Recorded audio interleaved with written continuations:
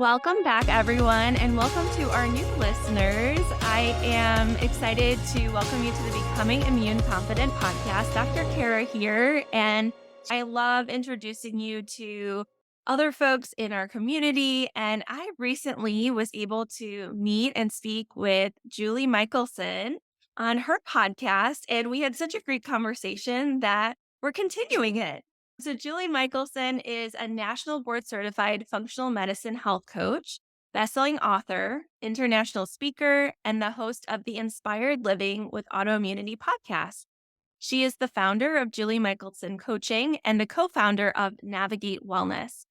Through her journey of overcoming more than a decade of decline with rheumatoid arthritis, she became passionate about functional medicine and using lifestyle to create healing.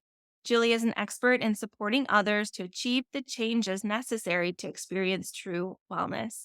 Thank you so much for joining me today, Julie. And I would love to hear how you ended up doing the work that you're doing. Thank you. I'm so excited to be here and to get to chat with you again.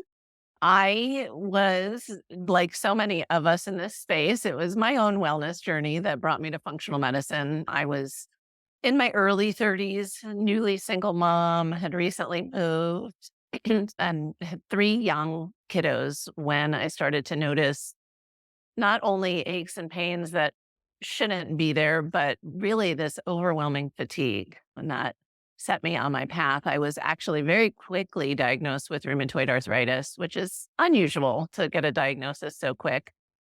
And I was told that I couldn't heal and that I would just need to take medications to try to slow the disease process as much as we could.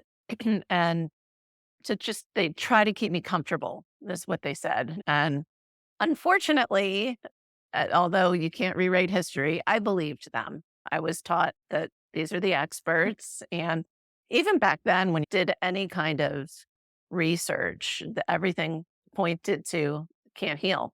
And so I was a good little girl. I listened to the doctors, I took the medication, and I continued to decline for probably 11 plus years. At the end of that time, I was on 10 prescriptions, none of which were, life was smaller and smaller. I would rest. By then, I wasn't able to work. I had quit grad school, and I would rest during the day when the kids were at school, just so that I could do the morning and then that afternoon, evening. And oh my gosh, I could not wait until it was bedtime. And that was the cycle I was stuck in. And my daughter had come to me, my youngest, sharing her fears that I was going to die and leave them. And my dad had passed suddenly at 54. And at this point, I was in my 40s and really thinking I wasn't going to make it to 50. And so, what I promised her in that moment was that I would try everything. And that it was like the light bulb. Like, I really truly thought I had tried everything because I tried every medication they gave me. I did. Many of them I failed, but I tried them all. And it was literally something in that moment, that conversation with her, that it was like, you know what? Even if I think it's crazy, I'm going to try it. Even if I don't think it'll work, I am going to try it. And that set me on my journey. I was really lucky to create some lifestyle changes that moved the needle and got me feeling well enough. And my brain fog lifted enough that I could learn more and dig in. And that path led me to coaching. Coaching led me to functional medicine. And then that was it. I was hooked and determined because here I am off of all those medications. Life is so much bigger. I live on a little horse farm. I have my horses at home. I scuba dive, I hike, I sail, I have two businesses, things I could not have imagined 10 years ago that I would be able to do.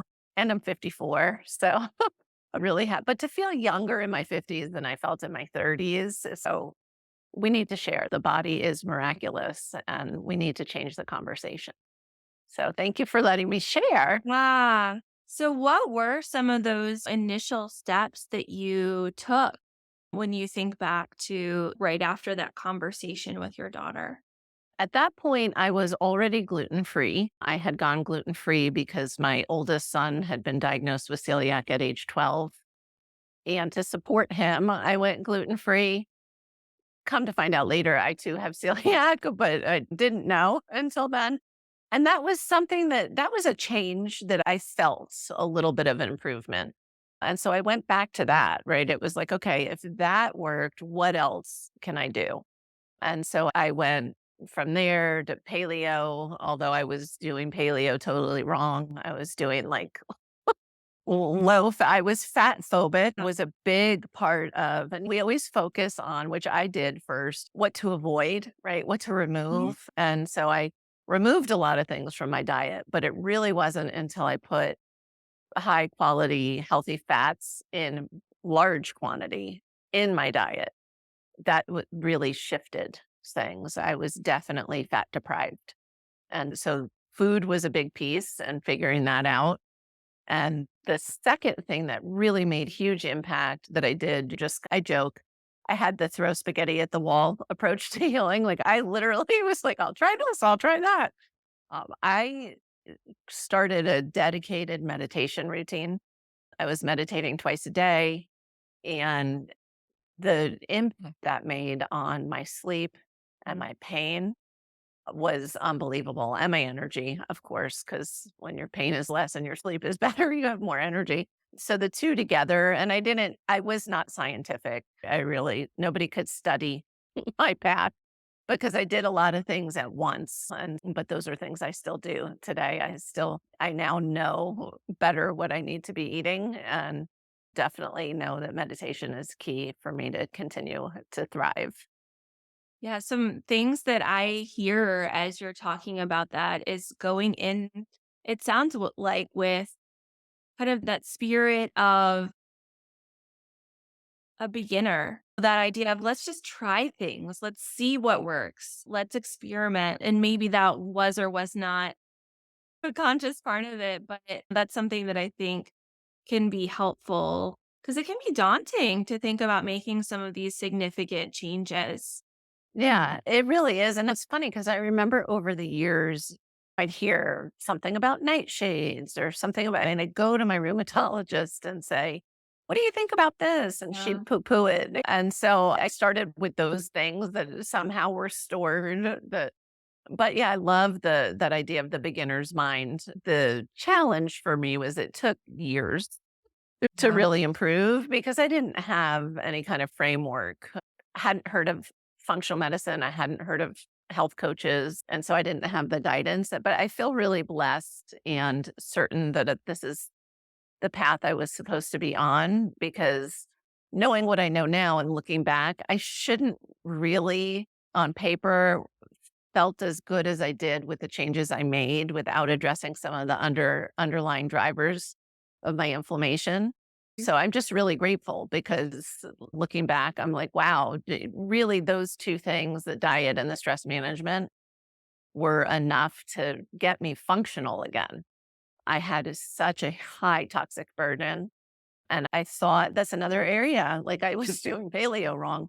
I thought I was making an effort to use clean products. I hadn't been using plastic. I was doing what I thought, but I wasn't educated enough. Yeah. So I was using products that are greenwashed and they're advertised as clean, but they really weren't clean. And so it Yeah. was a big learning process for me. But I had a lot of mycotoxin and mold illness and heavy metal, lead and mercury. So the fact that without addressing that, I was able to even start functioning again was great. It was really a gift. Let's talk a little bit. You briefly talked about greenwashing. So Yes. let's talk about it. Okay. It makes me really upset. It was, and that's part of our process, right? As I learned how important to have, I actually went keto for a long time, which was what my body needed at the time. And as I learned the importance of healthy fats, and that first part of the process was I got mad, I got angry that I was misguided. I was being intentional and thought I was well educated. And I grew up in a family that had heart disease. And so we bought it. My dad's family was in the dairy business and we used to eat margarine. It's like we really bought in to the whole thing. And it's the same with the greenwashing. It just makes me really upset because people are more and more aware because of these conversations that we need to be paying attention to the products that we're using. But I equate it to food, right? It's that same things are advertised as healthy and on the front, but you have to turn it around and read that ingredient label, even on stuff that you're not eating, anything that you're using in and around your body. Because I know there are certain ingredients that I choose to avoid that are in so many of these supposedly cleaner products. And so it just is frustrating for me because I see so many clients where they're back where I was. They think they're doing the good thing and they're buying a brand that's popular because they think it's clean and it's not. Have So we can you do better. Yeah, do you have any, and I guess part of the issue too is when you look at words like all natural or even organic and Sure, because lead is organic. yeah, like they don't have any weight that's going to hold up in court, right? Or a strict Sure. definition like for clean. And that's, I think, a big discussion as you get into conversations with people of, oh, don't bother with like clean beauty or whatever because clean doesn't have it doesn't mean anything. And what I would counter to say is just because it doesn't mean anything doesn't mean thinking about what we're putting on our bodies isn't important. Maybe to look at the bigger picture of the system. For the And time being, have to do a little, the onus is more on us as the consumer. it is. And there are resources that are helpful because I am somebody, and I've actually found products that I was using that were truly clean when I first started using them. And then they changed the Yeah. which is a bummer. And I'm always learning, right? But the resources like EWG.org and the Think Dirty app are there. And there are companies that are EWG certified, which Mhm. is my preference because I am a little lazy when it comes to, because that's the other part is some companies make certain products at certain standards and other products that are not as clean or may have, I choose not to use fragrance. I'm sensitive. And you have to, it's just like food. You have to read the labels, but there are ways where it's a little less labor intensive on us. But like you said, it really does come down to us taking responsibility. And then we know what we're getting. And the responsibilities may sound overwhelming and they clean too. But the responsibility also equates power, right? That gives us the power to Yeah. take care of our own health. And really, it's step by step. I always have people clean up products one at a time. And because it's overwhelming and it's ongoing, we're never done. We're really not. We're Mhm. never done. Yeah, it spreads out the expense too, as you think about Oh some my of the gosh, you would things. go broke. You'd be stressed out, overwhelmed, and flaring. Yeah, It would be yeah. really expensive. And so I always just say, I tend to try to choose. I tell people, let's start in the bathroom. And I always start with toothpaste and deodorant, and then we just move on from there. Yeah, similar. And I will say though, over the long term, what I've realized is that many of the little switches we've made have simplified routines. Things are not as complicated as they were. And there are a lot of things that you can use that are multi purpose. Like, for instance, Yes. there are several different cleaning kind of base concentrates that are out there that work really well. That, oh, look, you dilute it this much and you have an Yeah. all-purpose cleaner, you dilute it this way and you have a hand soap, or here's your Yeah. laundry detergent, and that has simplified things immensely. It has. And back to just like we're eating closer to how we used to eat, it's the Yeah. same thing, right? We didn't have a million cleaning products. No. But the good thing is the resources are out there. You don't have to make your own laundry detergent if you don't want to. I know No, people not don't like like your grandma would have had to, no. probably with the animal Or out of the lye and all of these yeah. things. Or 20 years ago, you knew you needed to start cleaning it up. I did make my own laundry detergent once. It was not good, and I was never gonna do it again. But we do have I'm picking on greenwashing, but also we have more and more resources and good companies out there. and more choices for clean products for sure. One of the other things that will come up in the conversation, I think, that would be, I think, helpful for us to maybe to talk about is how do you handle there's I think a lot of discussion about how fear sells and managing that side of things too, because everything has marketing, right? And greenwashing, the reason they're doing it is because they know that we're looking and wanting to buy products that are cleaner. Now, they're maybe selling us stuff that they're just putting lipstick on a pig. But then also, there's this other side of managing fear based marketing too. And I think that that's a natural part of our process as we're healing. And it's the same we go through, I think, similar with food, right? When we Yeah. are working on diet and figuring out what's the right diet for my body right now, especially if you've come from a place where you were really sick, then I don't think orthorexia was a word years ago. I don't know what exactly when that word entered the dictionary, but we do create a whole nother eating disorder. And it's the same thing with toxins and exposure. I think it's just a natural kind of knee jerk reaction of, okay. And that's where I say, and the marketing side, that's hard. I think it's about being educated and really understanding that all we have to do is lower our toxic burden. We don't need to avoid all toxins, and we can't. But that's where I focus on the home. And when we've really lowered our exposures at home and we're supporting our detox pathways, then we can take the hit out and about. And we'll create resilience as we heal. I had that experience actually recently. I got hit with a mold exposure that I wasn't aware. Like I was aware, I almost got punished for moving through to the other side. Like I was somewhere, I saw the mold. I wasn't there very long. I'm working on not being that person who's, no, I'm not leaving the Yeah. farm. And it took me a few days to figure it out. I had 3 days where I was fatigued.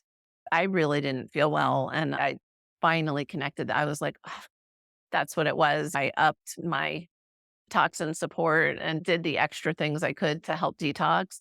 And then now I'm fine. So it doesn't mean I'm going to be sick for 5 years because I was around some mold. So I think it's just learning what your body can tolerate and knowing that we don't have to be perfect. And that's what they're marketing to. That fear comes because, and I think that's for those of us with autoimmunity, that's how we got here anyway. It's that perfection. And so just knowing that, like some people say the 80-20 rule, or, and you know, you don't need to calculate, just know that it's making the changes you can. And there is no total. There's literally no way to avoid toxins. And the body can handle some toxins. So that's okay. We just need to support it. Yeah. I think one of the discussions that came up at our national meeting this past spring, the intro to one of the main talks was how we really, our bodies have been exposed to a whole lot more in regards to all the substances we're exposed to, toxic or Oh, not, than we ever were over the last 50 to 100 years, especially after kind of advent of plastics and yeah. a lot of things based out of the petroleum industry. But it really is, it is fascinating as we're starting to get more science within kind of mainstream medicine too, that I continue to look forward to the advances that we're seeing. I admittedly have been slow to warm up, I will say, to some of the aspects of functional medicine, in part due to my background, but also am trying to lean in, remain curious, and listen too. I think I tend to be like a little bit more of a slightly forward thinking, but also cautious. I'm right on that. Yeah, which I think is a gift for your patients and your clients. And I definitely think that the background of medical school, I remember years ago, like in my practice, when I'm dealing with people with autoimmunity, I love labs. I do a lot of labs and I front load them. I didn't used to. It used to be like, okay, we're going to do the things. And if you don't get better, and if you're not moving that needle fast enough, then we'll dig deeper. And now I realize everybody that finds me, by the time they get to my door, they need the needle to move now. We need to Wow. start. And so I just have certain, I call them rocks that I look under. And a toxin panel is one of them. And I think it just depends on where you're spending your time because my partner's a functional medicine doc and Western trained. And so he uses the pain, but he's now doing toxin panels a little sooner than when he's better about, I don't want to spend patients' money and all these labs are expensive. But I've watched his process over the past several years of realizing what a big driver this is for so many people. I did one toxin panel on somebody that came back really pretty, almost clean, like really. And I thought it was like, I'm like, you need to repeat your test. I don't know what happened, but did you send in water? What's going on? And she laughed and I have been working on my toxin levels for 20 years. Mm. Other than that, you don't have to test. Like, if you're somebody, what I like about the test is it's motivating when you see what's going on in your body, or you can be proactive and just know we're all, like you said, we're exposed to so much more. We haven't evolved that quickly.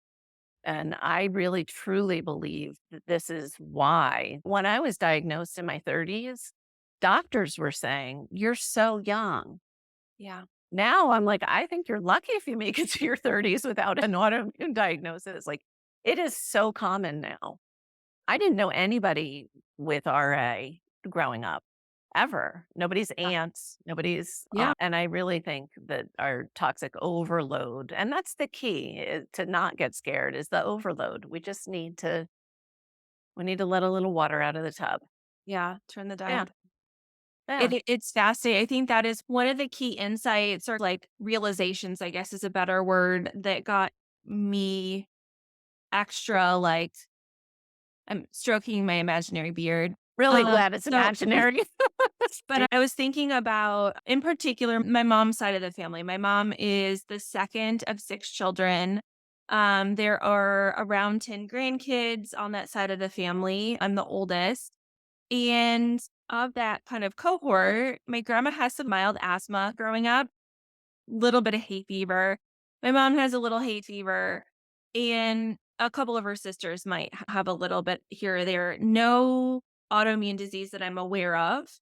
And then you look at our generation, and I have 2 cousins with inflammatory bowel disease. I have Sjogren's. My sister has significant asthma allergy issues, and then a couple other conditions. So at least as I see it, over half of us have some sort of Something. condition developed sometime between our teens and our early 30s that's really related to a misbehaving immune system, too much inflammation. And that's not normal. Yeah. Unfortunately, it is now. This is not Yeah. normal to our family, just genetic. Yeah. I'm so glad you brought that up too. This is a topic that I think is harder for people to buy into and believe.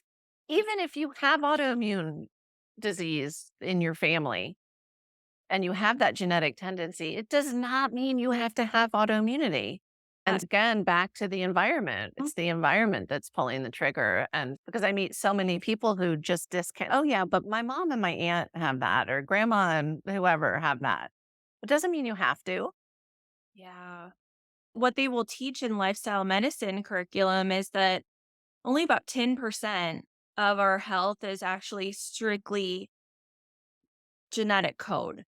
The rest has some influence Epigenetics. from what we call the exposome, so everything else surrounding. And we may or may not have control over, we don't have control over every aspect of that, and we shouldn't. We don't control whether we're exposed to adverse childhood events, for instance, or born in an area with a ton of air pollution or what have you.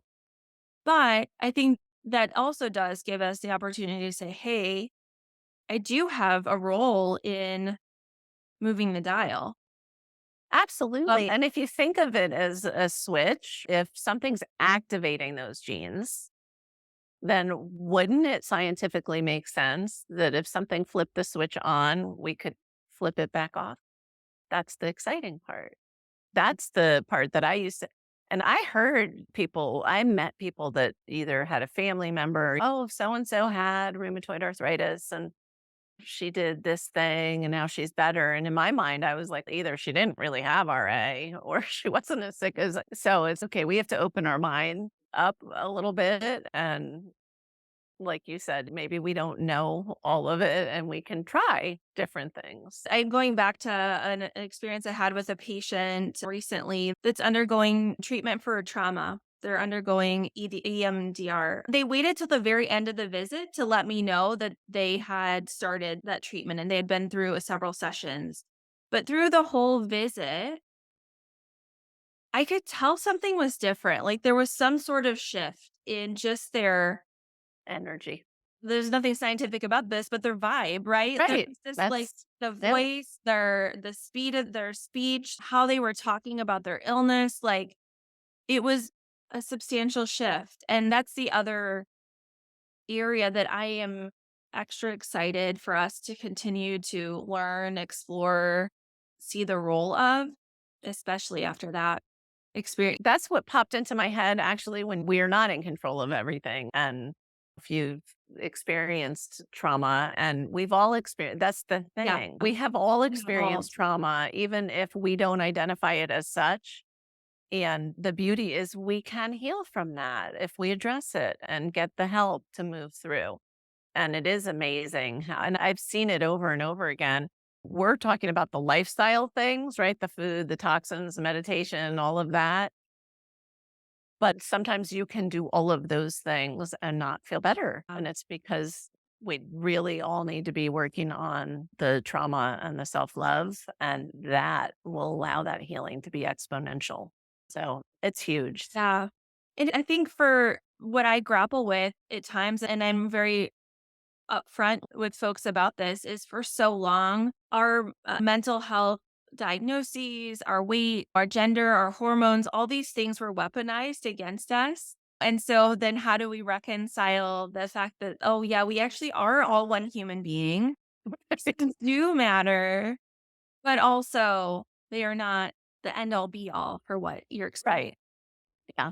There are factors. And it Yeah. is. And so I think we get in trouble when we go either way, right? Like Yeah. somebody who identifies with their trauma, like I'm somebody who, whatever that experience was. And there are people that get stuck there. That's not healthy. And you're not going to heal from that place. And somebody who really won't even acknowledge there was trauma is also going to be stuck. And it's the same thing, right? So somewhere in the middle, like you said, with hormones, gender, weight, whatever that is, fill in the blank. It's this idea of if we can find and truly give ourselves grace, that's where the magic lies. Yeah. All those things that I feel like always coming back to these central core themes in coaching work: perfectionism, self love, giving ourselves grace. It's incredible. It's literally every client, it's every person. It may show up differently. It took me actually, it was through my coaching that I was like, oh, I guess I'm a perfectionist. It doesn't look the same for everybody. I have a client who has high anxiety. He's a really successful businessman, but he's aware of the inner voices and the anxiety, but it's a driver for him as well. And his son shuts down. And so he doesn't get it. And I'm like, it's the same. It's just manifesting differently in him. It's the same. And that's the beauty of us and the confusion of us. is that We're all individual, but these themes are threads that you can't deny are there for sure. Part of the human experience. Yeah. Yeah. So if people want to learn more, they want to listen, they want to connect, where are the best places to find you? I think the easiest place to find me, because I like shortcuts, is jm.coach. And then from there, you can get to wherever you want to go. For if you're somebody interested in coaching or having a conversation, you can go to my Julie Michelson coaching page. If you're somebody who if you're like a self starter, that's why we started Navigate Wellness. And so you could take yourself over there, but my social links And if you want to listen more and listen to my other conversation with Dr. Kara, check out Inspired Living with Autoimmunity. Awesome. Thank you so much. This is really, I think, in challenging me to really dig in a little bit more to the evolving science in toxins, in particular mycotoxins, which is, I think, this area that allergists, we get a little twitchy. Right, because we learn about molds as allergens, and I think we very much recognize sick building syndrome, that they have physiologic implications, but then it's this big unknown, and we get twitchy. I'll share with you. My daughter is doing her dissertation on sick buildings. She's a Wow. historic architecture major. So I'm excited digging into all of that science. God. It's All giving right. her quite the headache. Literally. Yeah. Yeah. So I'll do some homework and then we'll reconvene on this discussion. Yeah. I know for the physicians that the scientific method is behind in a lot of this. Like, you have to help create the science. So you go. There's Yeah. your new mission. But we need the studies and we need those dots connected for Yeah. sure. So I'm Absolutely. just grateful that you're willing to lean in. Yeah. Kind of have to. Yeah. Hey there, amazing listeners. Before we wrap up today's episode, I want to take a quick moment to ask for your support. If you're enjoying the content of the Becoming Immune Confident podcast we're bringing you week after week, there's a simple but incredibly impactful way you can show your appreciation. You see, leaving a review is like giving us a virtual high five, and it helps our podcast reach even more people who could benefit from the valuable insights, entertainment, and inspiration we strive to provide week after week. So if you're finding value in what you hear, here's what you can do. Open up your podcast app, whether you're on Apple Podcasts, Spotify, or any other platform, and give us a glowing 5-star review. We're dedicated to bringing you the best, and your feedback helps us fine-tune our content to suit your interests and needs. But hey, don't stop there. If you have a moment, leaving a few kind words in the review section goes a long way too. Share what you love about the podcast, your favorite episodes, or how it's made a positive impact on your life. Your words not only brighten our day, but they also encourage others to join our incredible community. Remember, every 5-star review and every word of encouragement counts. It's like fuel to keep us creating, innovating, and striving to make your listening experience even better. So, if you're up for it, show us some love by leaving us that virtual high five in the form of a 5-star review today. And a huge shout out to all of you who have already taken the time to do so. You rock. Thank you for being a part of our podcast journey, and we can't wait to keep bringing you more amazing episodes in the future. Until next time, keep shining and keep listening and keep on building that confidence in yourself and your immune system health. Take care.